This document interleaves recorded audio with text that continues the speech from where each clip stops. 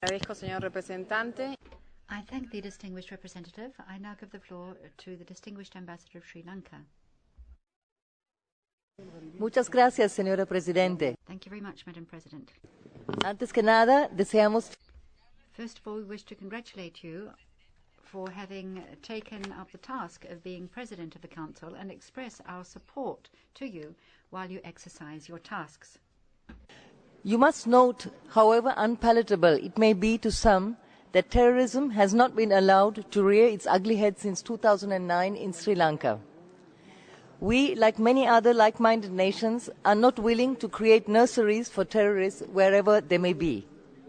Madam President, the partiality of the High Commissioner has once again been manifestly demonstrated in the Council today. You would recall that in April this year, following the extraordinary public release of the Darusman report, which was compiled purely for the advisory purposes of the UN Secretary-General, the High Commissioner referred to Sri Lanka's successful humanitarian operation as being one carried out, and I quote, under the guise of fighting terrorism, close quote. Sri Lanka, at the June session of the Council, was quick to remind the High Commissioner of the gross inaccuracy of that statement. In this context, it may be recalled that in the wake of the 11th September tragedy, the UN invoked the right of self-defense and called upon the international community to neutralize or combat such terrorism by non-state actors by its resolution 1368 and 1373 of September 2001. The humanitarian operation was part of an act of the sovereign state and its people in the wake of terrorist aggression. It is equally undeniable that Sri Lanka has taken definite steps at great cost to resettle and rebuild the lives of people in the conflict-affected areas. It is apparent to all that the military capability of the terrorists to launch offensives against the people and the government of Sri Lanka has been completely degraded. The High Commissioner's characterization is wholly misplaced, as the community of nations was well aware that Sri Lanka was combating one of the most ruthless terrorist organizations in the world.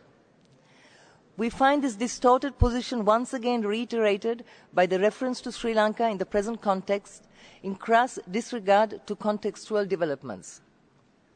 Therefore, I categorically dispute the assertion of the High Commissioner that the combat of terrorism was designed with insufficient regard to human rights, more particularly having regard to the giant strides that Sri Lanka has taken in the reconciliation process and the numerous measures that the leader of our delegation has referred to this morning in his statement. I must also observe that it appears that the High Commissioner does not have the will to even acknowledge a paradigm shift in the policy of the government of Sri Lanka. In her statement, she treats the lifting of emergency regulations so lightly and fails to acknowledge that they are withdrawn in their entirety. Sri Lanka observes that the High Commissioner's position on the withdrawal of emergency misleads the Council with regard to the true legal position.